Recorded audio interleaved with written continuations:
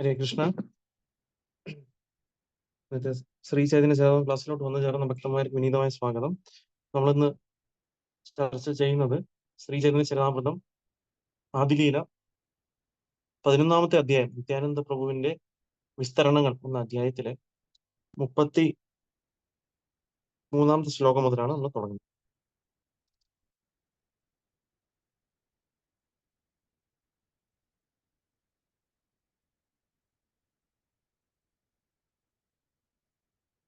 ജയ ജയ ശ്രീ ചൈതന്യ ജയ നിത്യാനന്ദ ജയ ദ്വൈത ചന്ദ്ര ജയ ഗൗരഭക്ത വൃന്ദ.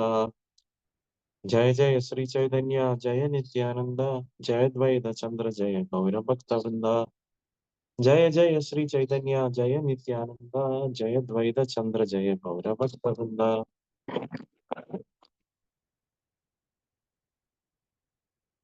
ശ്രീ ചൈതന്യ സേവാമൃതം അധ്യായം 11 ശ്ലോകം 33.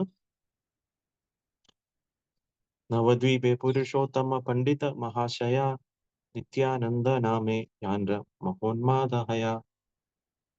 നവദ്വീപേ പുരുഷോത്തമ പണ്ഡിത മഹാശയ നിത്യാനന്ദ നാമേ യാൻര മഹോന്മാദഹയ.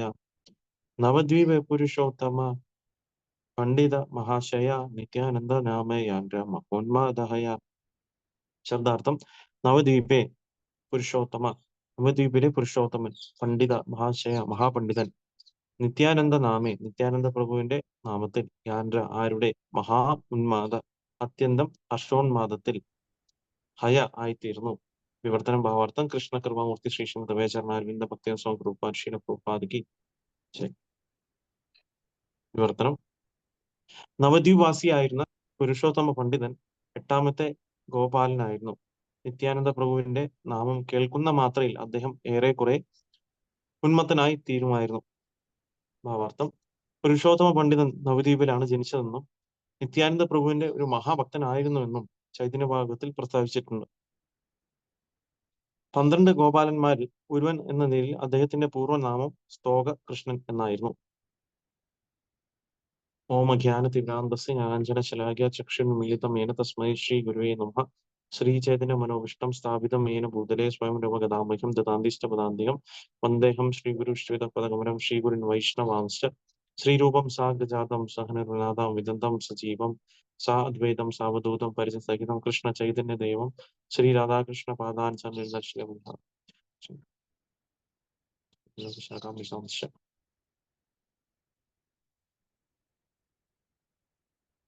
നമോ വിഷ്ണുപാദായ കൃഷ്ണപ്രേഷ്ഠായ ഭൂതലേ ശ്രീമതേ ഭക്തി വേദാന്ത സ്വാമിനി നാമിനെ. നമസ്തേ സാരസ്വതി ദേവി ഗൗരവാണി പ്രചാരിണെ നിർവിശേഷ ശൂന്യവാദി പാശ്ചാത്യ ദേശധാരിണെ. ജയ ശ്രീകൃഷ്ണ ചൈതന്യ പ്രഭു നിത്യാനന്ദ ശ്രീ അദ്വൈത ഗദാധര ശ്രീവാസാദി ഗൗരവൃന്ദ.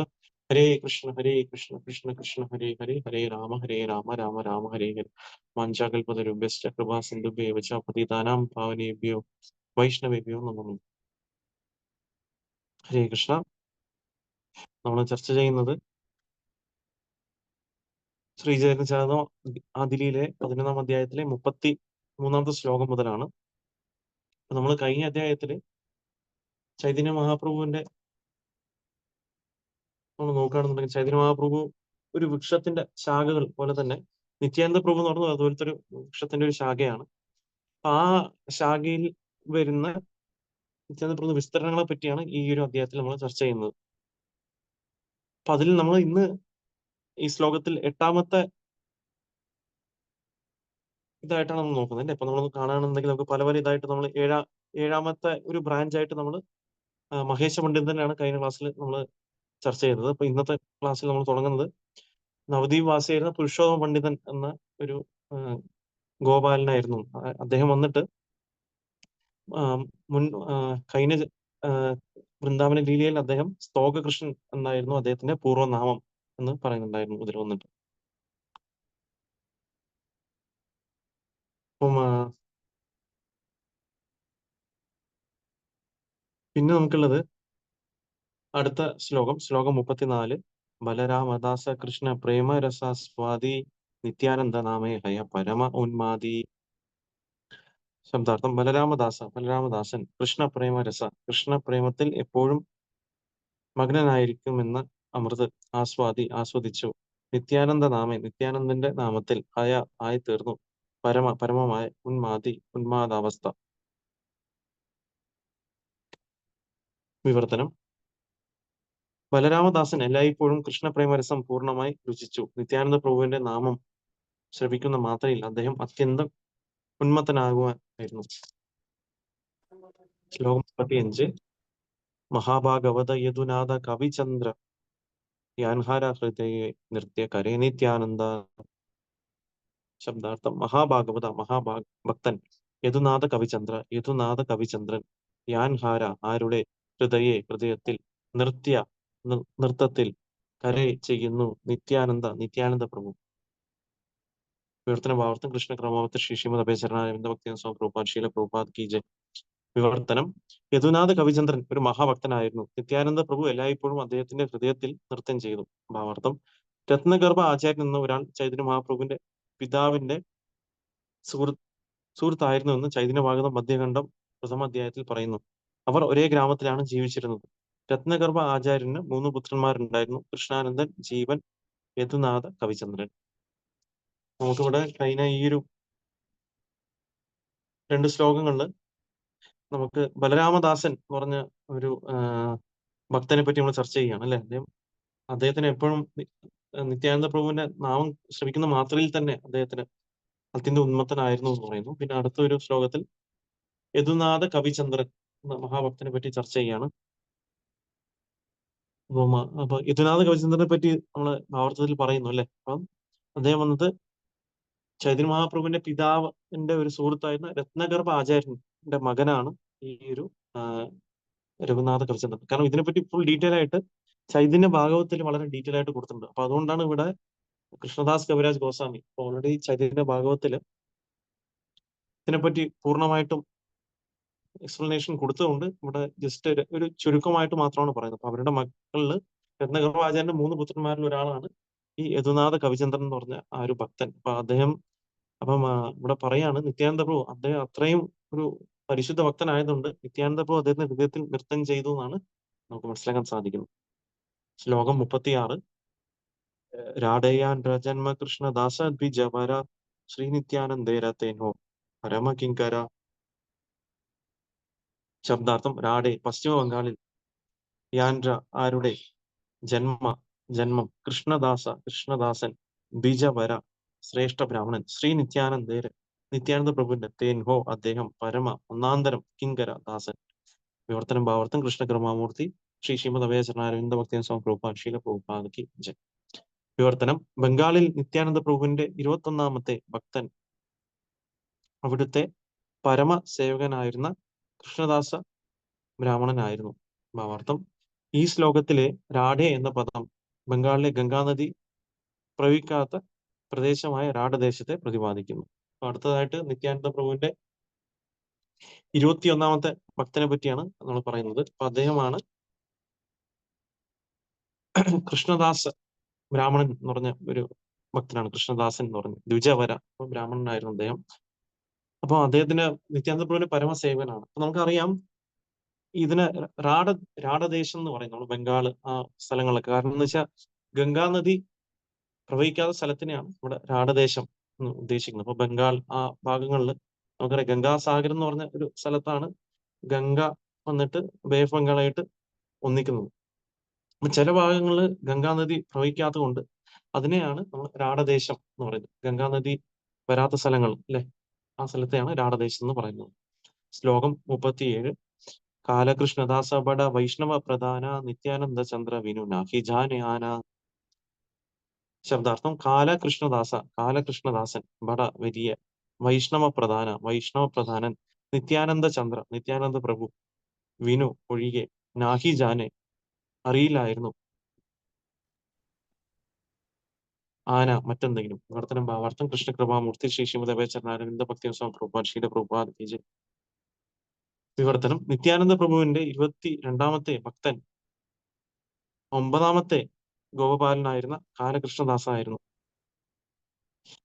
വൈഷ്ണവോത്തനായിരുന്ന അദ്ദേഹം നിത്യാനന്ദ പ്രഭുവിന് ഉപരിയായി ഒന്നും തന്നെ അറിയുമായിരുന്നില്ല.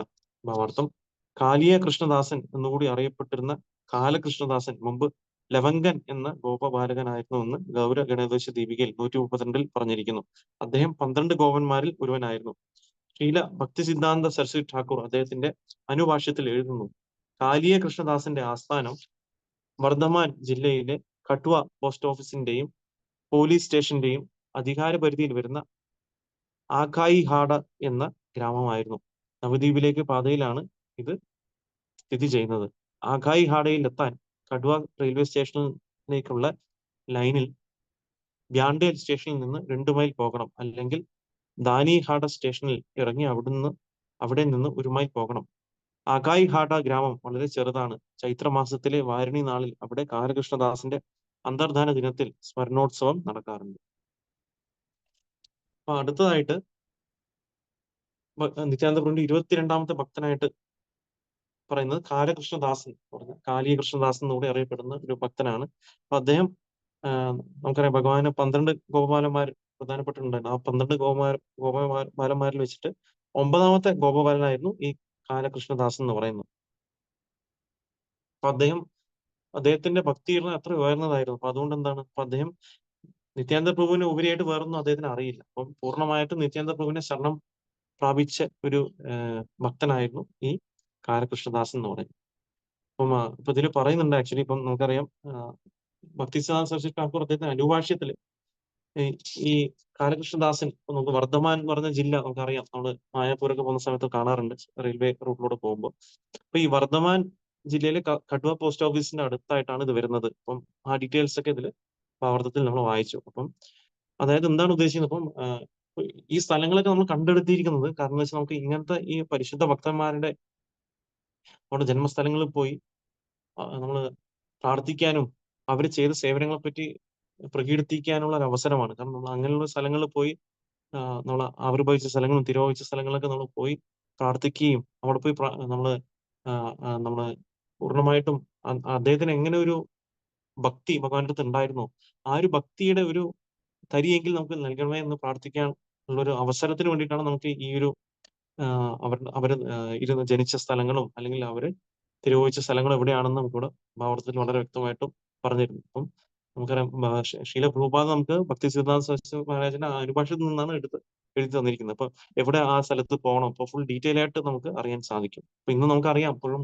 നമുക്ക് മായാപൂരിൽ പല സ്ഥലങ്ങളും നമ്മൾ റിക്കവർ ചെയ്യണം അല്ലെ. നമ്മൾ മായാപൂരിൽ പല പല ലീലാ സ്ഥലങ്ങളും നമുക്ക് ആചാര്യന്മാരുടെ സ്ഥലങ്ങളൊക്കെ നമ്മൾ എന്താണ് അത് ഒരു പുനരുദ്ധാരണം ചെയ്യുകയും അത് ഇസ്കോൺ ഏറ്റെടുത്ത് അതിനെ പ്രൊട്ടക്ട് ചെയ്യുകയും ചെയ്യുകയാണ് ചെയ്യുന്നത്. കാരണം എന്താണെന്ന് വെച്ചാൽ നാളെ വരുന്ന ഇനി നമുക്ക് നാളെ വരുന്ന ഒരു ജനറേഷൻസിന് കൂടി ഈ സ്ഥലങ്ങളൊക്കെ പോയി അവിടെ ആചാര്യന്മാരുടെ കാരുണ്യത്തിന് നേടാൻ ഉള്ളൊരു അവസരമാണ്. കാരണം നമുക്കിത് ഗ്രന്ഥങ്ങൾ വായിക്കുന്ന പോലെ തന്നെ ഇന്നും നമുക്ക് ഭക്തന്മാരുടെയും ശീലപ്രഭുപാദിന്റെയും അദ്ദേഹത്തിന്റെ ശിഷ്യന്മാരുടെയും കാരുണ്യം കൊണ്ടാണ് നമുക്ക് ഇന്നും പലപ്പോഴും നമ്മൾ കാണാൻ സാധിക്കും. നമുക്ക് എവിടെ നമ്മൾ പോകുമ്പോഴൊക്കെ ഈ ഒരു സ്ഥലങ്ങളിലൊക്കെ നമുക്ക് അവിടെ അമ്പലങ്ങളും ഇതൊക്കെ നമുക്ക് കാണാൻ സാധിക്കുന്നു. ശ്ലോകം 38. ശ്രീ സദാശിവ കവിരാജ ബട മഹാശയ ശ്രീ പുരുഷോത്തമദാസ തൻഹാര തനയ. ശബ്ദാർത്ഥം: ശ്രീ സദാശിവ കവിരാജ, സദാശിവ കവിരാജൻ, ബട വലിയ, മഹാശയ മഹാൻ, ശ്രീ പുരുഷോത്തമദാസൻ, താൻഹാര തനയ അദ്ദേഹത്തിന്റെ പുത്രൻ. വിവർത്തനം: നിത്യാനന്ദ പ്രഭുവിന്റെ 23ാമത്തെയും 24ാമത്തെയും പ്രമുഖ ഭക്തന്മാർ സദാശിവ കവിരാജനും അദ്ദേഹത്തിന്റെ പുത്രനും 10ാമത്തെ ഗോപാലനുമായിരുന്ന പുരുഷോത്തമനും ആയിരുന്നു. ശ്ലോകം 39. ആജന്മ നിമഗ്ന നിത്യാനന്ദേര ചരണേ നിരന്തര ബാല്യലീല ഹരേ കൃഷ്ണസനെ. ജന്മം മുതൽ നിമഗ്ന ലയിച്ച് നിത്യാനന്ദന്റെ ചരണേ പാദങ്ങളിൽ നിരന്തര എല്ലായ്പ്പോഴും ബാല്യകാല ലീല ഹരേ ചെയ്തു കൃഷ്ണസനെ കൃഷ്ണനോടൊപ്പം. വിവർത്തനം ഭാവാർത്ഥം: കൃഷ്ണകൃപാമൂർത്തി ശ്രീ ശ്രീമദ് അഭയചരണ അരവിന്ദ പ്രഭുപാദ് ശീല പ്രഭുപാദ് കി ജയ്. വിവർത്തനം: പുരുഷോത്തമദാസൻ ജനനം മുതൽ തന്നെ നിത്യാനന്ദ പ്രഭുവിന്റെ സേവനത്തിൽ നിമഗ്നനായിരുന്നു. അദ്ദേഹം എല്ലായ്പ്പോഴും കൃഷ്ണനുമൊത്ത് ബാല്യകാല ലീലകളിൽ മുഴുകുകയും ചെയ്തിരുന്നു. ഭാവാർത്ഥം: ശ്രീല ഭക്തിസിദ്ധാന്ത സരസ്വതി ഠാക്കൂർ തന്റെ അനുഭാഷ്യത്തിൽ എഴുതുന്നു: പിതാവും പുത്രനുമായിരുന്ന സദാശിവ കവിരാജനും നാഗര പുരുഷോത്തമനും ചൈതന്യ ഭാഗവത്തിൽ മഹാഭാഗ്യവന്മാർ എന്ന് വിളിക്കപ്പെട്ടിരുന്നു. അവർ വൈദ്യ സമുദായത്തിൽപ്പെട്ടവരാണ്. കൃഷ്ണന്റെ പ്രിയ ഗോപിക ആയിരുന്ന ചന്ദ്രാവലി പിന്നീട് സദാശിവ കവിരാജനായി ജന്മമെടുത്തു എന്ന് ഗൗരഗണേശ ദീപിക 156 ശ്ലോകം പറയുന്നു. സദാശിവ കവിരാജന്റെ പിതാവ് കംസാരി സേനൻ മുമ്പ് കൃഷ്ണലീലകൾ രത്നാവലി എന്ന ഗോപികയും ആയിരുന്നു എന്ന് 194 200 ശ്ലോകങ്ങൾ പറയുന്നു. സദാശിവ കവിരാജന്റെ കുടുംബാംഗങ്ങളെല്ലാം ചൈതന്യ മഹാപ്രഭുവിന്റെ മഹാഭക്തന്മാരായിരുന്നു. പുരുഷോത്തമദാസ് ഠാക്കൂർ ചിലപ്പോൾ ചാഗദഹ ശിമുരാലി റെയിൽവേ സ്റ്റേഷനുകൾക്ക് സമീപമുള്ള സുഖസാഗരത്തിൽ താമസിച്ചിരുന്നു. പുരുഷോത്തമദാസ ഠാക്കൂർ പ്രതിഷ്ഠിച്ച എല്ലാ വിഗ്രഹങ്ങളും മുമ്പ് ബലേഡാംഗ ഗ്രാമത്തിലായിരുന്നു. പക്ഷേ ക്ഷേത്രം നശിച്ചപ്പോൾ വിഗ്രഹങ്ങൾ സുഖസാഗരത്തിലേക്ക് കൊണ്ടുവന്നു. ക്ഷേത്രം ഗംഗാതടത്തോട് ലയിച്ചപ്പോൾ വിഗ്രഹങ്ങൾ ജാനവ മാതാവിന്റെ വിഗ്രഹത്തോടൊപ്പം സാഹേ ബഡാംഗ ബേഡി ഗ്രാമത്തിലേക്ക് കൊണ്ടുപോന്നു. ആ സ്ഥലവും നശിച്ചതിനെ തുടർന്ന് മുകളിൽ പ്രതിപാദിച്ചതുപോലെ എല്ലാ വിഗ്രഹങ്ങളും ഇപ്പോൾ പാലാപ്പാടയിൽ നിന്ന് 1 മൈൽ അകലെയുള്ള ചാന്തുഡെ ഗ്രാമത്തിൽ സ്ഥിതി ചെയ്യുന്നു.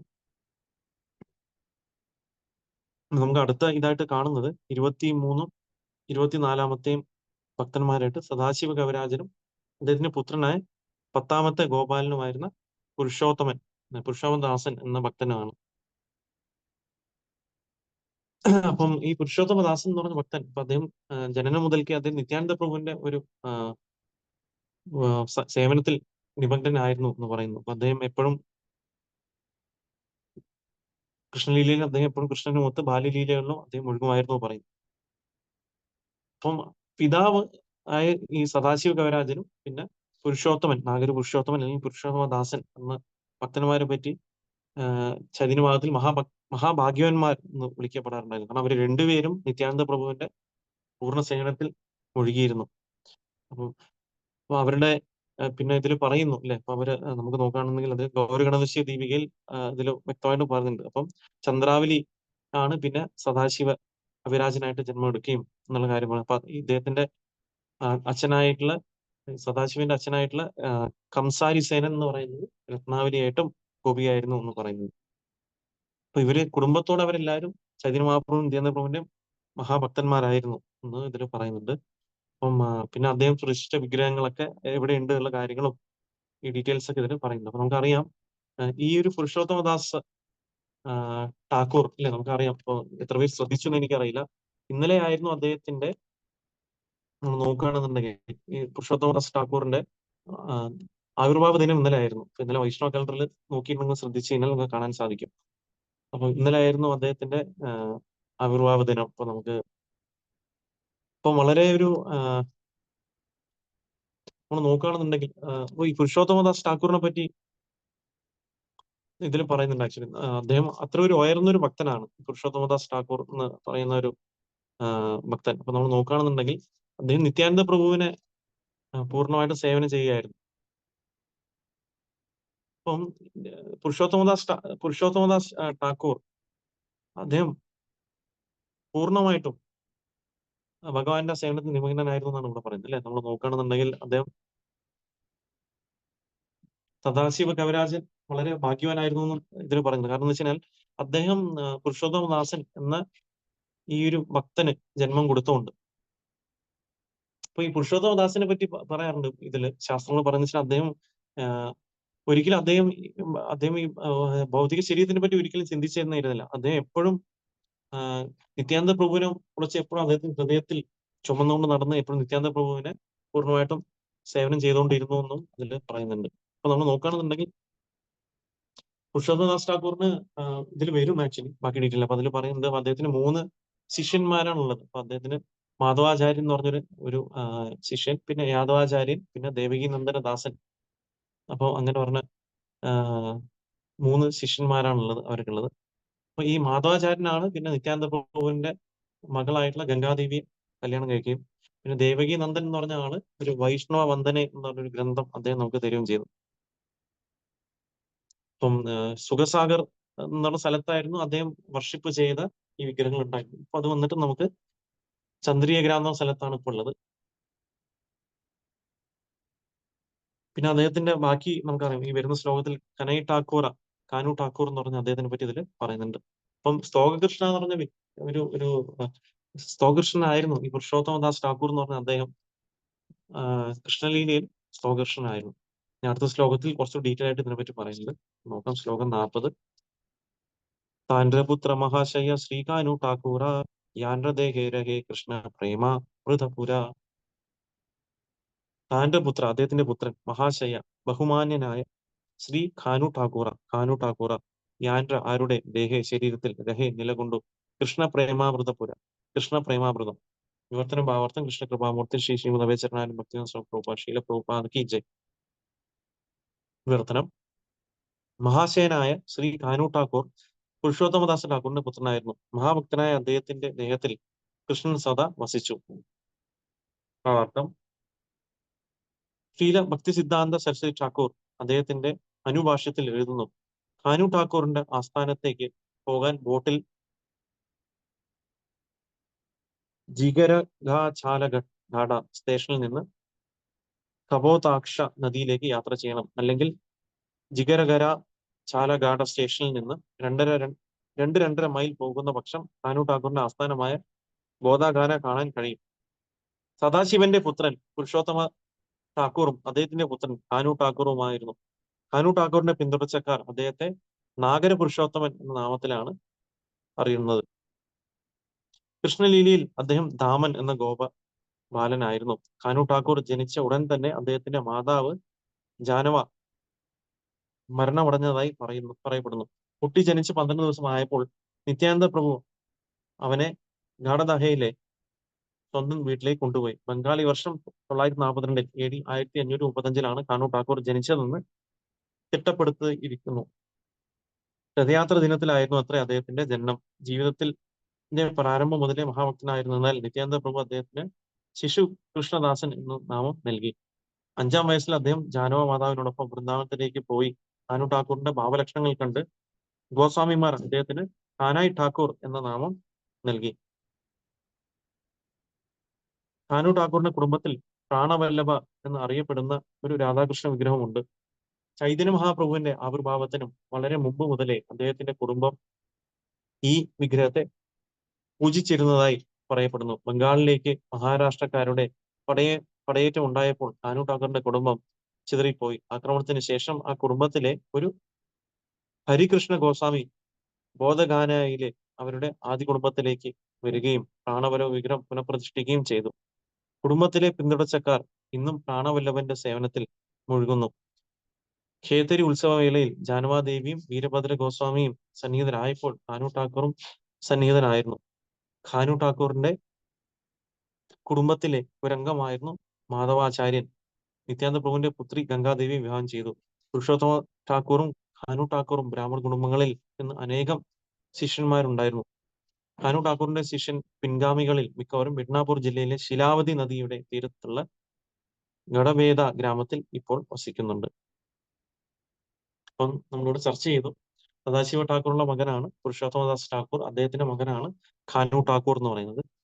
അപ്പം അവര് ഈ ഒരു കുടുംബം എന്ന് പറയുന്നതിന് പൂർണ്ണമായിട്ടും നിത്യാനന്ദ പ്രഭുവിനും ചൈതന്യ മഹാപ്രഭുവിനും സമർപ്പിക്കപ്പെട്ട ഒരു കുടുംബമായിരുന്നു.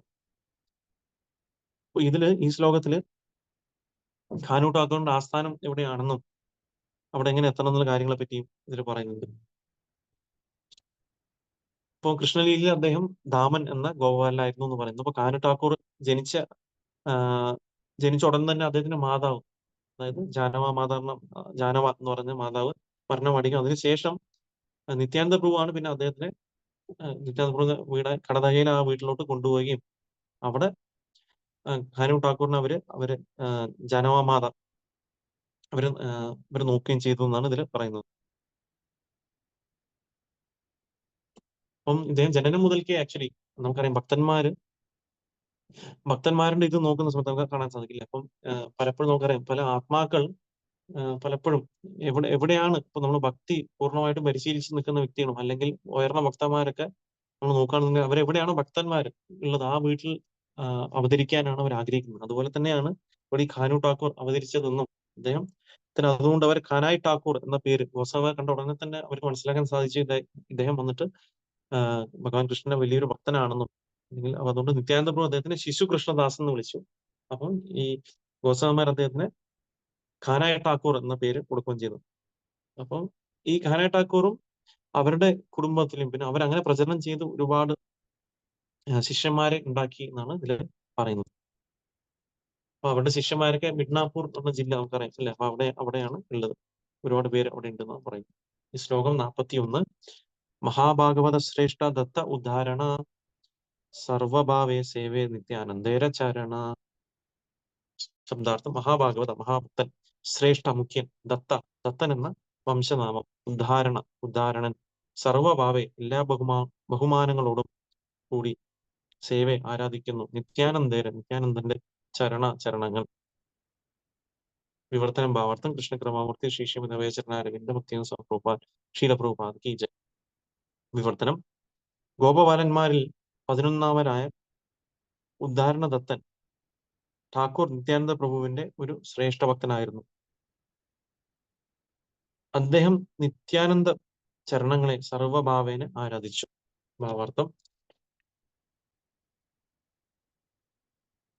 ശ്രീല ഭക്തി സിദ്ധാന്ത സശിൽ ഠാക്കൂർ തന്റെ അനുഭാഷ്യത്തിൽ എഴുതുന്നു, ഉദ്ധാരണദത്ത ഠാക്കൂർ മുമ്പ് വൃന്ദാവനത്തിലെ സുബാഹു എന്ന ഗോപബാലനായിരുന്നു എന്ന് ഗൗരവ ഗണോപദേശ ദീപികയിൽ 129 പറഞ്ഞിരിക്കുന്നു. ശ്രീ ഉദ്ധാരണദത്തൻ എന്ന് പൂർവ്വനാമം ഉണ്ടായിരുന്ന അദ്ദേഹം ഹൂഗ്ലി ജില്ലയിലെ ത്രിശബിക റെയിൽവേ സ്റ്റേഷന് സമീപം സരസ്വതി നദിയുടെ തീരത്ത് സ്ഥിതി ചെയ്യുന്ന സപ്തഗ്രാമ നിവാസിയായിരുന്നു. വാസുദേവപുരം, ബാൻചബേഡിയ, കൃഷ്ണപുരം, നിത്യാനന്ദപുരം, ശിവപുരം, ശങ്കനഗരം, സപ്തഗ്രാമം തുടങ്ങിയ ധാരാളം സ്ഥലങ്ങളെ ഉൾക്കൊള്ളുന്ന ഒരു പട്ടണമായിരുന്നു അക്കാലത്ത് സപ്തഗ്രാമം. ബ്രിട്ടീഷ് ഭരണകാലത്ത് കൽക്കത്ത നഗരത്തെ വികസിപ്പിച്ചത് അവിടെ സ്വാധീനമുണ്ടായിരുന്ന വാണിജ്യ സമൂഹമായിരുന്നു. സപ്തഗ്രാമത്തിൽ നിന്ന് കൽക്കട്ടയിൽ ഉടനീളം തങ്ങളുടെ വാണിജ്യ സ്ഥാപനങ്ങളും ഗൃഹങ്ങളുമെല്ലാം മാറ്റി പാർപ്പിച്ച് സുവർണ വാണിക് സമുദായമായിരുന്നു വിശേഷിച്ചും ഈ നഗരത്തെ വികസിപ്പിച്ചത്. അവർ കൽക്കട്ടയിലെ സപ്തഗ്രാമി വ്യാപാരി സമൂഹം എന്ന് അറിയപ്പെട്ടു. അവരിൽ ഭൂരിപക്ഷവും മല്ലിക്, സിൽ കുടുംബക്കാരായിരുന്നു. കൽക്കട്ടയുടെ പകുതിയിലധികവും ഈ സമൂഹത്തിൻ്റെതായി.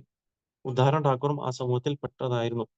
ഞങ്ങളുടെ പിതൃ കുടുംബവും ആ പ്രവിശ്യയിൽ നിന്ന് വന്നവരും അതേ സമൂഹത്തിൽപ്പെട്ടവരുമായിരുന്നു. കൽക്കട്ടയിലെ മല്ലിക്കുകൾ 2 കുടുംബങ്ങളായി വിഭജിക്കപ്പെട്ടു: സിൽ കുടുംബവും ഡേ കുടുംബവും. ഡേ കുടുംബത്തിലെ എല്ലാ മല്ലിക്കുകളും മൗലികമായി അതേ കുടുംബത്തിലും ഗോത്രത്തിലും പെട്ടവരാണ്. ഞങ്ങളും മുസ്ലിം ഭരണാധികാരികളുമായി അടുത്ത ബന്ധമുണ്ടായിരുന്നവരും മല്ലിക് എന്ന സ്ഥാനപ്പേര് ലഭിച്ചിരുന്നവരുമായി ഡേ കുടുംബത്തിന്റെ ഭാഗമായിരുന്നു. ഉദ്ധാരണദത്തൻ അത്യുത്കൃഷ്ടനും ഉദാരമതിയുമായ വൈഷ്ണവനായിരുന്നു. ചൈതന്യഭാഗവതം അദ്യഖണ്ഡം 5-ാം അധ്യായത്തിൽ പറയുന്നു, നിത്യാനന്ദ പ്രഭുവിനെ ആരാധിക്കാൻ ഉള്ള അവകാശത്തോടു കൂടിയായിരുന്നു അദ്ദേഹത്തിന്റെ ജന്മം. നിത്യാനന്ദ പ്രഭു കുറെ നാൾ കടദഹയിൽ താമസിച്ചതിനു ശേഷം സപ്തഗ്രാമത്തിലേക്ക് വരികയും ഉദ്ധാരണദത്തന്റെ ഗൃഹത്തിൽ താമസിക്കുകയും ചെയ്തെന്നും പ്രസ്താവിച്ചിട്ടുണ്ട്. ഉദ്ധാരണദത്തൻ ഭാഗമായ സുവർണ വണിക് സമൂഹം വാസ്തവത്തിൽ വൈഷ്ണവ സമുദായക്കാരായിരുന്നു. അതിന്റെ അംഗങ്ങൾ വ്യാപാരക്കാരും സ്വർണ വ്യാപാരികളുമായിരുന്നു. സുവർണ എന്നാൽ സ്വർണം എന്നും വണിക് എന്നാൽ വ്യാപാരി എന്നും ആണ് അർത്ഥം. വലിയൊരു ബാങ്ക് നടത്തിപ്പുകാരുമായിരുന്നു ഗൗരി സേനൻ. മുമ്പ് ബലാൽ സേനൻ എന്നും സുവർണ വണിക് സമൂഹവും തമ്മിൽ ഒരു തെറ്റിദ്ധാരണ ഉണ്ടായിരുന്നു. ബല്ലാൽ സേനൻ ഗൗരി സേനനിൽ നിന്ന് പണം കടം വാങ്ങുകയും ധൂർത്തടിക്കുകയും ചെയ്തുകൊണ്ടിരുന്നു. ഇതുമൂലം ഗൗരി സേനൻ ബല്ലാൽ സേനന് പണം കടം കൊടുക്കുന്നത് നിർത്തി. ഇതിനുള്ള പ്രതികാരമായി ബല്ലാൽ സേനൻ ഒരു സാമൂഹ്യ ഗൂഢാലോചനയോടെ സുവർണ വണിക് സമൂഹത്തെ മുഴുവൻ ജാതിഭ്രഷ്ടരാക്കി. അന്നു മുതൽ വരെ ഉയർന്ന ജാതികളായ ബ്രാഹ്മണരിൽ നിന്നും ക്ഷത്രിയിൽ നിന്നും വൈശ്യരിൽ നിന്നും ബഹിഷ്കൃതരായി. പക്ഷെ നിത്യാനന്ദ പ്രഭുവിന്റെ കാരുണ്യത്താൽ സുവർണ വണിക് സമൂഹം വീണ്ടും ഉയർത്തപ്പെട്ടു. ചൈതന്യ ഭാഗവതത്തിൽ പറയുന്നു, യഥേവണി കുല ഉദ്ധാരണ ഹൈതേ പവിത്ര ഹൈല വിടിനാഹിക ഇഹാതെ. സുവർണ വണിക് സമൂഹത്തിലെ എല്ലാവരും ശ്രീ നിത്യാനന്ദ പ്രഭുവിനാൽ വീണ്ടും പവിത്രീകരിക്കപ്പെട്ടു എന്നതിൽ ഒരു സംശയമില്ല. ഉദ്ധാരണദത്ത ഠാക്കൂർ ആരാധിച്ചിരുന്ന ചൈതന്യ ഭഗവാന്റെ ഷഡ്ഭുജ വിഗ്രഹത്തോട് കൂടിയ ഒരു ക്ഷേത്രം സപ്തഗ്രാമത്തിൽ ഇപ്പോഴുമുണ്ട്. ഈ വിഗ്രഹത്തിന്റെ വലതുഭാഗത്ത് നിത്യാനന്ദ പ്രഭുവിന്റെയും ഇടതുഭാഗത്ത് ഗദാധര പ്രഭുവിന്റെയും വിഗ്രഹങ്ങളാണ്. രാധാ ഗോവിന്ദ മൂർത്തിയും ഒരു സാലഗ്രാമ ശിലയും സിംഹാസനത്തിന്റെ ചുവട്ടിലായി ഉദ്ധാരണദത്ത ഠാക്കൂറിന്റെ ഒരു ചിത്രമുണ്ട്. ക്ഷേത്രത്തിന് മുന്നിൽ വലിയൊരു മണ്ഡപമാണ്. മണ്ഡപത്തിന് മുന്നിൽ ഒരു മാലാതീലത ചെടി വളരുന്നു. നല്ല തണുപ്പുമുള്ള ഹൃദ്യമായ അന്തരീക്ഷത്തിലാണ് ക്ഷേത്രം സ്ഥിതി ചെയ്യുന്നത്. 1967 നാം അമേരിക്കയിൽ നിന്ന് തിരിച്ചു വന്നപ്പോൾ ഈ ക്ഷേത്രത്തിന്റെ നിർവാഹക സമിതി അംഗങ്ങൾ ഞങ്ങളെ ക്ഷേത്ര സന്ദർശനത്തിന് ക്ഷണിക്കുകയും അപ്രകാരം ഏതാനും അമേരിക്കൻ വിദ്യാർത്ഥികൾക്കൊപ്പം ഈ ക്ഷേത്രം സന്ദർശിക്കുവാൻ ഞങ്ങൾക്ക് അവസരം ലഭിക്കുകയും ചെയ്തു. മുമ്പ് നമ്മുടെ ബാല്യകാലത്ത് നാം രക്ഷിതാക്കൾക്കൊപ്പം ഈ ക്ഷേത്രം സന്ദർശിച്ചിരുന്നു. എന്തുകൊണ്ടെന്നാൽ ഉദാഹരണദത്ത ഠാക്കൂർ ഈ ക്ഷേത്രം സന്ദർശിക്കാൻ സുവർണമാണിക് സമൂഹത്തിലെ എല്ലാവരും ഉത്സാഹപൂർവ്വം താല്പര്യം കാട്ടാറുണ്ട്. ശ്രീല ഭക്തി സിദ്ധാന്ത സരസ്വതി ഠാക്കൂർ അദ്ദേഹത്തിന്റെ അനുഭാഷ്യത്തിൽ കൂട്ടിച്ചേർത്തിരിക്കുന്നു. ബംഗാളി വർഷം 1283 AD 1876 ധർണൽ ഠാക്കൂർ ആരാധിച്ചിരുന്ന ഈ ക്ഷേത്രത്തിന് നിതായ് ദാസൻ എന്ന ഒരു ബാബാജി 12 ബിഘ ഏകദേശം 4 ഏക്കർ ഭൂമി ദാനം നൽകാൻ ഏർപ്പാട് ചെയ്യുകയുണ്ടായി. ക്ഷേത്രത്തിന്റെ ഭരണം പിന്നീട് ക്ഷയിക്കുകയും പക്ഷെ 1306 AD 1899 ഒരു സബ് ജഡ്ജി ആയിരുന്ന ഹൂഗ്ലിയിലെ പ്രശസ്തനായ ബലരാമ മല്ലികിന്റെ ധനികരായ അനേകം സുവണിക് സമൂഹാംഗങ്ങളുടെയും സഹകരണത്തിൽ ക്ഷേത്ര ഭരണം വീണ്ടും പുരോഗമിച്ചു. 50 വർഷം മുമ്പ് ഉദ്ധരണദത്ത ഠാക്കൂറിന്റെ കുടുംബാംഗങ്ങളായ ജഗൻമോഹന ദത്തൻ എന്നയാൾ ഉദാഹരണദത്ത ഠാക്കൂറിന്റെ ഒരു ദാരുമൂർത്തിയെ ക്ഷേത്രത്തിൽ പ്രതിഷ്ഠിച്ചിരുന്നെങ്കിലും ഇപ്പോൾ ആ മൂർത്തി അവിടെയില്ല. ഉദാഹരണദത്ത ഠാക്കൂറിന്റെ ഒരു ചിത്രം വെച്ചാണ് ആരാധിക്കുന്നത്. എങ്കിലും ആ വിഗ്രഹം മദനമോഹന ദത്തൻ എടുത്തു കൊണ്ടുപോയെന്നും അതിപ്പോൾ ഒരു സാലഗ്രാമ ശിലയോടൊപ്പം ശ്രീനാഥ ദത്തനാൽ പൂജിക്കപ്പെടുന്നുവെന്നും അറിയുന്നു. ഉദാഹരണദത്ത ഠാക്കൂർ ഉത്തര കട്വയിൽ നിന്ന് 1.5 മൈൽ വടക്കുള്ള നൈഹാട്ടിയിലെ വലിയൊരു ജമീന്ദാരുടെ എസ്റ്റേറ്റ് നിർവാഹകനായിരുന്നു. ഈ രാജകീയ കുലത്തിന്റെ അവശിഷ്ടങ്ങൾ ദായിൻഹാട്ട സ്റ്റേഷന് സമീപം ഇപ്പോഴും ദൃശ്യമാണ്. ഉദാഹരണദത്ത ഠാക്കൂർ ആ ഭൂസ്വത്തിന്റെ നിർവാഹകനായിരുന്നതിനാൽ അത് ഉദാഹരണപുരം എന്നും അറിയപ്പെട്ടിരുന്നു. ഉദാഹരണദത്ത ഠാക്കൂർ പ്രതിഷ്ഠിച്ച നിതായ് ഗൗര വിഗ്രഹങ്ങൾ പിന്നീട് ജമീന്ദാരുടെ വന ഓയാരി ബാധ എന്നറിയപ്പെടുന്ന ഭവനത്തിലേക്ക് കൊണ്ടുപോയി. ഉദാഹരണദത്ത ഠാക്കൂർ അദ്ദേഹത്തിന്റെ ജീവിതകാലം മുഴുവൻ ഒരു ഗൃഹസ്ഥാശ്രമിയായി കഴിഞ്ഞു.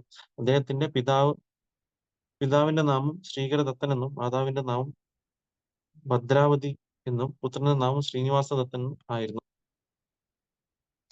അപ്പൊ നമ്മളിവിടെ ചർച്ച ചെയ്യുന്നത് ഇപ്പം അടുത്തൊരു ഭക്തൻ, അതായത് ഉദാഹരണദത്ത ഠാക്കൂർ എന്ന ഭക്തനെ പറ്റിയാണ്. അദ്ദേഹം വന്നിട്ട് ഗോപപാലകന്മാരിൽ 11ാമത്തെ ഗോപാലനായിട്ടാണ് ഇതിൽ പറയുന്നത്. അപ്പം അദ്ദേഹം നിത്യാനന്ദ പ്രഭുവിന്റെ വളരെ ശ്രേഷ്ഠ ഭക്തനായിരുന്നു. അപ്പം അദ്ദേഹത്തിന്റെ ഒരേ ആശയം എന്ന് പറയുന്നതും നിത്യാനന്ദ പ്രഭുവിന്റെ ചരണങ്ങളായിരുന്നു എന്നാണ് ഇതിൽ പറയുന്നത്. അപ്പൊ ഈ ഉദാഹരണദത്ത ഠാക്കൂറിനെ പറ്റി അദ്ദേഹം ഇതിൽ പറയുന്നു. നമുക്കറിയാം ഭക്തിസിദ്ധാന്ത മഹാരാജ് അദ്ദേഹം അനുഭാഷ്യത്തിൽ ഗൗരഗണേശ ദീപികയിൽ നിന്ന് എടുത്തു എഴുതുന്നുണ്ട്. അപ്പൊ അദ്ദേഹം സുബാഹു എന്ന ഗോപാലനായിരുന്നു ഇതിൽ പറയുന്നുണ്ട്. അപ്പം അദ്ദേഹത്തിന് ഉദാഹരണ ദത്തൻ എന്ന് പൂർവ്വനാമം ഉണ്ടായിരുന്നു എന്ന് പറയുന്നു. അപ്പൊ അദ്ദേഹം ജനിച്ച സ്ഥലങ്ങളും അപ്പൊ സപ്തഗ്രാമത്തിലാണ് ഇരുന്നത്. അപ്പൊ സപ്തഗ്രാമം എന്ന് പറഞ്ഞാൽ 7 ഗ്രാമങ്ങൾ അടങ്ങിയ ഒരു സ്ഥലമാണ്. ഇപ്പോഴും നമുക്ക് നവോദയ മണ്ഡൽ പരിക്രമയൊക്കെ പോകുമ്പോൾ കാണാൻ സാധിക്കും. അപ്പൊ അതിൽ സപ്തഗ്രാമം നിവാസിയായിരുന്നു എന്നാണ് ഇതിൽ പറയുന്നത്. അപ്പൊ അതിൽ 7 ഗ്രാമങ്ങൾ അടങ്ങിയതാണ് ഈ സപ്തഗ്രാമം എന്ന് പറയുന്നത്. അപ്പൊ അതിൽ പറയുന്നത് എന്താണ്? അതിന് വാസുദേവപുരം, ബാൺചബേഡിയ, കൃഷ്ണപുരം, നിത്യാനന്ദപുരം, ശിവപുരം, ശംഖനഗരം, സപ്തഗ്രാമം തുടങ്ങിയ ധാരാളം സ്ഥലങ്ങളുള്ള ഒരു പട്ടണമായിരുന്നു അത്. അപ്പം ഇതില് പറയുന്നുണ്ട്. അപ്പൊ ഈ ഉദാഹരണത്തിൽ ഠാക്കൂറും ശീല പ്രഭുപാദും തമ്മിലുള്ള ഒരു നമുക്കിവിടെ കാണാൻ സാധിക്കും. അവർ ജനിച്ച കുടുംബങ്ങൾ തമ്മിൽ അവിടെ ഒരു റിലേഷൻഷിപ്പ് വരുന്നുണ്ട് അല്ലെ. അപ്പം ഇതിലും പറയുന്നുണ്ട് അല്ലെ. അപ്പം ഇവര് ജനിച്ച കുടുംബത്തിന് നമുക്കറിയാം അവിടുത്തെ കോഴിക്കോട് ഒരു വാണിജ്യ കുടുംബത്തിലുള്ള ആൾക്കാരായിരുന്നു നമുക്ക് കാണാൻ സാധിക്കും. അപ്പൊ ഈ വാണിജ്യ കുടുംബമാണ് അതിനെ കൽക്കട്ട നഗരത്തിനെ ആക്ച്വലി വികസിപ്പിച്ചതെന്നും ഇതിൽ പറയുന്നുണ്ട്. അപ്പൊ അദ്ദേഹം സുവർണവാണിക് സമുദായത്തിൽ നമുക്കറിയാം ശീലപ്രഭുപാദ ലീലാമൃതം വായിച്ചാൽ അറിയാൻ സാധിക്കും. ശീലപ്രഭുപാദ അദ്ദേഹത്തിന്റെ ഒരു സുവർണവാണിക് സമുദായം എന്നുള്ളതാണ് അല്ലെ. അപ്പം അതായത് സുവർണവാണിക് സുവർണ പറഞ്ഞാൽ നമുക്ക് സ്വർണ്ണപ്പണി ചെയ്യുന്ന ആൾക്കാർ അല്ലെ, അദ്ദേഹം വ്യാപാരം ചെയ്യുന്ന ആൾക്കാർ എന്നാണ് സുവർണവാണിക് സമുദായം കൊണ്ട് ഇതിൽ ഉദ്ദേശിക്കുന്നത്. അപ്പൊ അതുകൊണ്ട് അപ്പൊ ഇതിൽ നമുക്കറിയാം. അപ്പൊ ഇതിൽ തന്നെ ഈ ഒരു സുവർണവാണിക് സമുദായത്തിൽ തന്നെ അതിന് 2 കാറ്റഗറി ആയിട്ട് വരുന്നുണ്ട്. അതിൽ നമ്മൾ നോക്കുകയാണെന്നുണ്ടെങ്കിൽ അതിൽ ഭൂരിപക്ഷം മല്ലിക് എന്ന പേരിൽ വരുന്ന ആൾക്കാരുണ്ട്. പിന്നെ കുറച്ച് പേര് സിൽ എന്ന് പറഞ്ഞ ആൾക്കാരും അതിൽ വരുന്നുണ്ട്. അപ്പം ഈ നമ്മള് കൽക്കട്ടയിൽ പോലെ തന്നെ ഈ ഒരു കുടുംബത്തിന്റെ ആൾക്കാരാണ് ഈ കൂടുതലായിട്ടും ആ ഒരു ഏരിയ ഗവൺ ചെയ്യുന്ന ആൾക്കാരായിട്ടും കാണാൻ സാധിക്കും. അപ്പം ഷീല പ്രഭുപാദിന്റെ പിതൃ കുടുംബം എന്ന് പറയുന്നത് ഈ മല്ലിക് കുടുംബമായിട്ട് അവർക്കൊരു കണക്ഷൻ ഉണ്ട് എന്നാണ് ഇതിൽ പറയുന്നത് അല്ലേ? നമുക്ക് നോക്കുകയാണെങ്കിൽ കാരണം എന്താണ് അപ്പം കാരണം എന്ന് വെച്ചാൽ മല്ലിക്കുകൾ വീണ്ടും രണ്ടായിട്ട് അത് ഡിവൈഡ് ആയി പോയി. അപ്പൊ നമ്മൾ നോക്കുകയാണെങ്കിൽ അപ്പൊ അതില് സിൽ കുടുംബവും പിന്നെ ഡേ കുടുംബം എന്ന് പറഞ്ഞിട്ട് അങ്ങനെ രണ്ട് ഇതായിട്ട് ഡേ അല്ല ഇപ്പൊ നമുക്കറിയാം അല്ലേ? നമ്മൾ ഷീല ഭൂപാല നമുക്കറിയില്ല. അച്ഛന്റെ പേര് എന്താണ്? ഗൗർ മോഹൻ ദേ അല്ലെ? അഭയ് ചരൺ ദേ എന്നായിരുന്നു അദ്ദേഹത്തിന്റെ പേര്. അപ്പം ഈ സുവർണ മല്ലി കുടുംബത്തിൽ നിന്നാണ് അതിന് രണ്ട് ഇതായിട്ട് അല്ലെ? സിൽ കുടുംബം അല്ലെങ്കിൽ ദേ കുടുംബം എന്നുള്ളതാണ്. അപ്പൊ ഇവർക്ക് അത്രയും ഒരു ബന്ധം ഉണ്ടായിരുന്നു എന്ന കാര്യമാണ് ഇതിൽ പറയുന്നത്. അപ്പൊ മല്ലിക് എന്ന പേര് അവർക്ക് ലഭിച്ചിരുന്നു എന്നാണ് പറയുന്നത്. അപ്പൊ അദ്ദേഹം വന്നിട്ട് വളരെ ഉദാരമതിയായിട്ടുള്ള ഒരു വൈഷ്ണവനായിരുന്നു ഈ ഉദ്ധരണദത്ത ഠാക്കൂർ എന്ന് പറഞ്ഞ ഒരു അദ്ദേഹം. അപ്പൊ അദ്ദേഹം ജനനം മുതലേ നിത്യാനന്ദ പ്രഭുവിന്റെ ഒരു വലിയൊരു ഭക്തനായിരുന്നു. അദ്ദേഹത്തിനെ വർഷിപ്പ് ചെയ്യായിരുന്നു എന്നുള്ള കാര്യവും അതുപോലെ തന്നെ നമുക്ക് ഇതിൽ കാണിച്ചിട്ടുണ്ട്.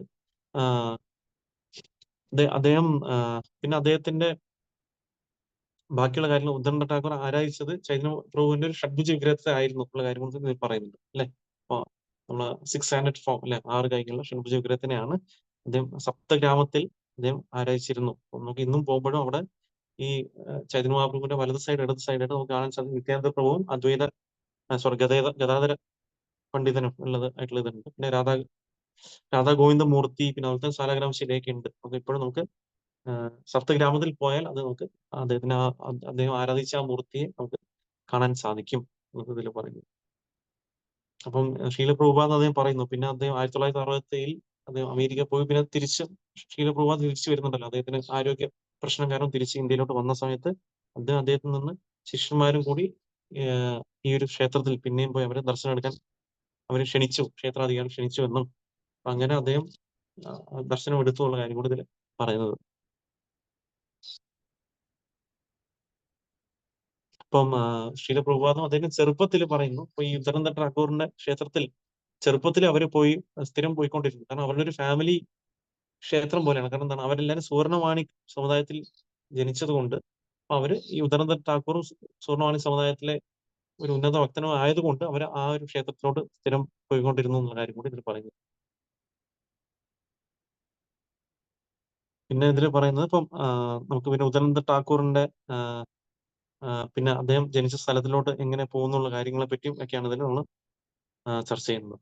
പിന്നെ ഇനി അടുത്തൊരു ശ്ലോകം കൂടി നോക്കാം. ശ്ലോകം 42. ആചാര്യ വൈഷ്ണവാനന്ദ ഭക്തി അധികാരി പൂർവേനാമ ചിലയാൻ രഘുനാഥപുരി. ശബ്ദാർത്ഥം ആചാര്യൻ വൈഷ്ണവാനന്ദൻ ഭക്തിയുത സേവന അധികാരി യോഗ്യനായ സ്ഥാനാർത്ഥി മുമ്പ് നാമ പേര് ചില ആയിരുന്നു ആരുടെ രഘുനാഥപുരി. വിവർത്തനം ഭാവാർത്ഥം കൃഷ്ണകൃപാമൂർത്തി ശിശുമതവേചരണാനന്ദ ഭക്തി സ്വാമി പ്രഭുപാദ് കി ജയ്. വിവർത്തനം നിത്യാനന്ദ പ്രഭുവിന്റെ 27ാമത്തെ പ്രമുഖനായ ഭക്തൻ ഭക്തി മാർഗത്തിലെ ആധികാരികനായ വൈഷ്ണവാനന്ദ ആചാര്യനായിരുന്നു. അദ്ദേഹം ആദ്യം രഘുനാഥപുരി എന്ന എന്നാണ് അറിയപ്പെട്ടിരുന്നത്. ഭാവാർത്ഥം രഘുനാഥപുരി മുമ്പ് അഷ്ടാംഗ യോഗസിദ്ധികളിൽ വളരെ ശക്തനായിരുന്നുവെന്ന് ഗൗരഗണേശ ദീപികയിൽ 97 പറയുന്നു. അദ്ദേഹം സിദ്ധികളിൽ ഒന്നിന്റെ അവതാരമായിരുന്നു.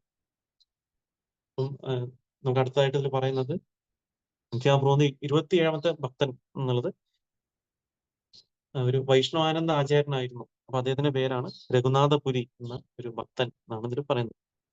അപ്പം അദ്ദേഹം ഭക്തി മാർഗത്തിലെ ഒരു ആധികാരിക വൈഷ്ണവാനന്ദ ആചാര്യൻ അല്ലെ? ഭക്തി മാർഗത്തിൽ അത്രയും ഒരു ടോപ്പ് മോസ്റ്റ് ആയിട്ടുള്ള ഒരു വ്യക്തിയായിരുന്നു അദ്ദേഹം. അദ്ദേഹം ഒരു അഷ്ടാംഗ യോഗ സിദ്ധികൾ ശക്തനായിരുന്നുവെങ്കിലും പിന്നെ അദ്ദേഹം ഭക്തിയിലോട്ട് വന്ന് ഭക്തി പ്രസ്ഥാനത്തിന് പ്രചരണം ചെയ്യാൻ അദ്ദേഹം മുന്നോട്ട് ഇറങ്ങി എന്നാണ് ഇതിൽ പറയുന്നത്. ശ്ലോകം 43. വിഷ്ണുദാസ് അനന്തന ഗംഗാദാസ ദീനബായ് പൂർവയാൻ രഗരെ ചില ഠാക്കൂര നിതായ്. ശബ്ദാർത്ഥം വിഷ്ണുദാസൻ നന്ദനൻ ഗംഗാദാസൻ ദീനബായ് 3 സഹോദരന്മാർ മുമ്പ് യാങ്ക ആരുടെ ഗൃഹത്തിൽ ചില താമസിച്ചു ഠാക്കൂറ നിതായ് നിത്യാനന്ദ പ്രഭു. വിവർത്തന ഭാവാർത്ഥം കൃഷ്ണകൃപാമൂർത്തി ശ്രീമദ് അഭയചരണാരവിന്ദ ഭക്തിശീല പ്രഭുപാദ് കി ജയ്. വിവർത്തനം നിത്യാനന്ദ പ്രഭുവിന്റെ മറ്റൊരു പ്രധാനപ്പെട്ട ഭക്തൻ വിഷ്ണുദാസനായിരുന്നു. അദ്ദേഹത്തിന് നന്ദനൻ, ഗംഗാദാസൻ എന്നിങ്ങനെ 2 സഹോദരന്മാരുണ്ടായിരുന്നു. നിത്യാനന്ദ പ്രഭു ചിലപ്പോൾ അവരുടെ ഭവനങ്ങളിൽ താമസിച്ചിരുന്നു. ഭാവാർത്ഥം: വിഷ്ണുദാസൻ, നന്ദനൻ, ഗംഗാദാസൻ എന്നീ 3 സഹോദരന്മാരും നവദ്വീപ് നിവാസികളും ഭട്ടാചാര്യ ബ്രാഹ്മണ കുടുംബക്കാരും ആയിരുന്നു. വിഷ്ണുദാസനും ഗംഗാദാസനും കുറെ നാൾ ചൈതന്യ ഭഗവാനോടൊപ്പം ജഗന്നാഥപുരിയിൽ താമസിച്ചിരുന്നു. നിത്യാനന്ദ പ്രഭു മുമ്പ് അവരുടെ ഗൃഹങ്ങളിൽ താമസിച്ചിരുന്നു എന്ന് ചൈതന്യ ഭാഗത്തിൽ പറയുകയും ചെയ്യുന്നു. അപ്പോൾ അടുത്തതായിട്ട് പറയുന്നത് നിത്യാനന്ദ പ്രഭുവിന്റെ മറ്റൊരു പ്രധാനപ്പെട്ട ഭക്തനാണ്. അദ്ദേഹം വിഷ്ണുദാസൻ എന്ന് പറയുന്നത്.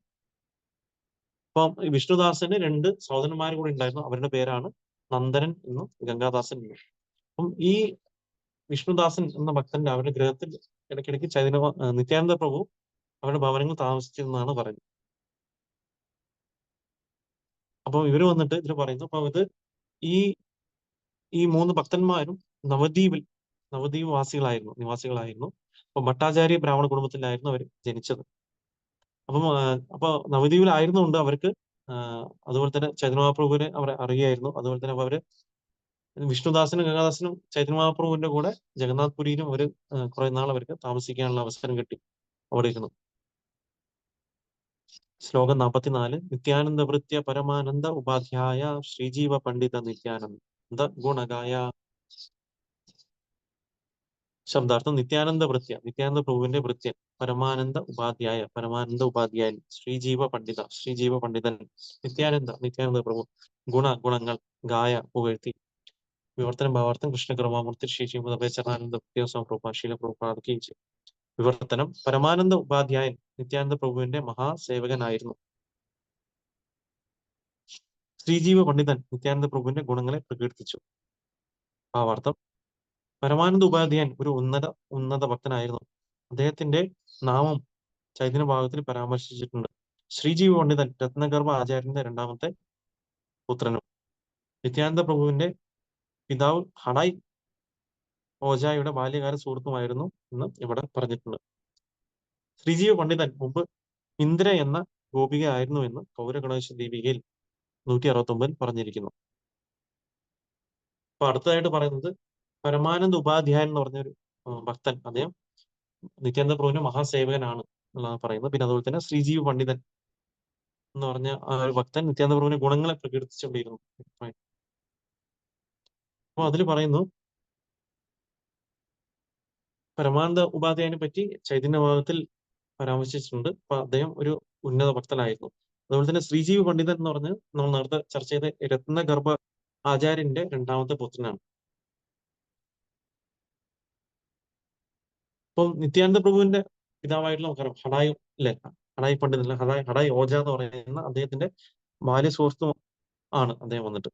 അപ്പൊ ശ്രീജീവ് പണ്ഡിതൻ എന്ന് പറഞ്ഞ അദ്ദേഹം ഇന്ദിര എന്ന ഗോപിക ആയിരുന്നു എന്നും ഗൗരഗണേശ ദേവിയിൽ പറയുന്നു. നമുക്ക് ഇന്നത്തെ സമയമായി. ഇന്നത്തെ ക്ലാസ് ഇവിടെ എൻഡ് ചെയ്യാം. 44ാമത്തെ ശ്ലോകം വരെയൊക്കെയാണ് നമ്മൾ ചർച്ച ചെയ്തത്. ഇനി വരുന്ന ശ്ലോകങ്ങളിൽ ബാക്കി 31ാമത്തെ ഭക്തന്മാർ മുതലുള്ള ബാക്കിയുള്ള ഇത് നമ്മൾ ചർച്ച ചെയ്യുന്നതായിരിക്കും.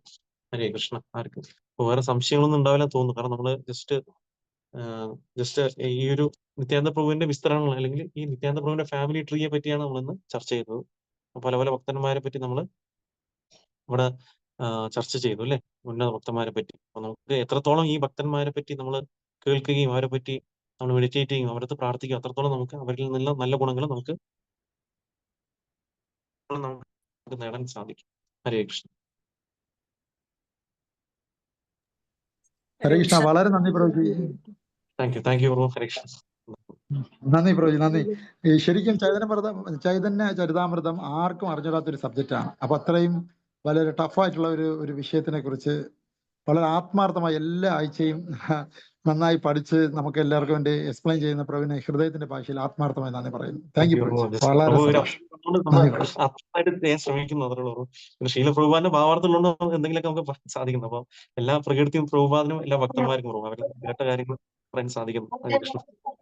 അപ്പൊ അത് ശിരസ വഹിക്കാനും അത് ഏറ്റെടുക്കാനും ഒരു മനസ്സ് താങ്കൾ കാണിച്ചത് വലിയ വലിയ വിഷയമാണ്. കാരണം ഒരുപാട് സീനിയർ വൈഷ്ണവർ പോലും അതിന് മുന്നോട്ട് വരാൻ തയ്യാറല്ല. പ്രഭു ആത്മാർത്ഥത കൊണ്ട് നല്ല രീതിയിൽ പ്രഭുവിന്റെ കാരുണ്യം കൊണ്ടാണ് ആത്മാർത്ഥമായിട്ട് പ്രഭു നമ്മളിന്ന് പ്രഭുവിന്റെ കാരുണ്യം കൊണ്ടാണ് പ്രഭു പറഞ്ഞുകൊണ്ട് നമ്മള് ആ പ്രഭുവിന്റെ എന്താ പറയുക നമ്മള് ഒരു ഭക്തന്റെ ഉപദേശത്തിന് കൂടെ അതിന്റെ കൂടെ അദ്ദേഹത്തിന്റെ ശക്തി കൂടി ഉണ്ടാവുന്ന പറഞ്ഞ പോലെ തന്നെ പ്രഭു അത് പറഞ്ഞുകൊണ്ട് ആ ശക്തി കൂടി പിന്നിൽ പ്രവർത്തിക്കുന്നു പ്രഭു. താങ്ക് യു പ്രഭു. ആത്മാർത്ഥത പ്രഭു തന്നെയാണ് പ്രഭു. ഞാൻ എല്ലാവരോടും പറഞ്ഞു, പക്ഷെ പ്രഭുവും കുറച്ച് ഡിവോട്ടീസേ മുന്നോട്ട് വന്നുള്ളൂ. അപ്പൊ അത് അതിന്റെ ഗ്ലോറി മുഴുവൻ അവർക്കുള്ളത് തന്നെയാണ് പ്രഭു. സന്തോഷം. താങ്ക് യു പ്രഭു. നിറഞ്ഞ അവസരം തന്നതിന് നന്ദി പ്രഭു. എന്തായാലും നമ്മൾ അത്രയും യോഗ്യനല്ലെങ്കിൽ കൂടി പ്രഭു എന്നാലും നമുക്ക് ഇങ്ങനെ ഒരു അവസരം തന്നു. എന്തായാലും ശ്രമിക്കാം പ്രഭു ഇതുപോലെ തന്നെ. ഹരേ കൃഷ്ണ. ദണ്ഡവത് ദണ്ഡവത്. Thank you prabhu. ദണ്ഡവത്. Thank you prabhu. ഹരേ കൃഷ്ണ. ഈ ചെയ്യുന്ന ചെറുതാമൃതം കി ജയ്, ശീല പ്രഭുപാദ കി ജയ്, സമവേത ഗൗരവ കി ജയ്. ഹരേ കൃഷ്ണ. Krishna thank you prabhu. പ്രണാമം പ്രഭു. ഹരേ കൃഷ്ണ. നന്ദി ഹരേ കൃഷ്ണ. ഹരേ കൃഷ്ണ. ഹരേ കൃഷ്ണ. നമുക്ക് 7 മണിക്കിന് ഭഗവത്ഗീത ക്ലാസ്സും ഉണ്ട്. അപ്പൊ എല്ലാരും അതിലും ജോയിൻ ചെയ്യാൻ ശ്രമിക്കുക. ഹരേ കൃഷ്ണ. ഹരേ കൃഷ്ണ. ക്ലോസ് ചെയ്യട്ടെ പ്രഭു. യെസ് യെസ് മാജി. ഹരേ കൃഷ്ണ. ഹരേ കൃഷ്ണ. Thank you. ഹരേ കൃഷ്ണ.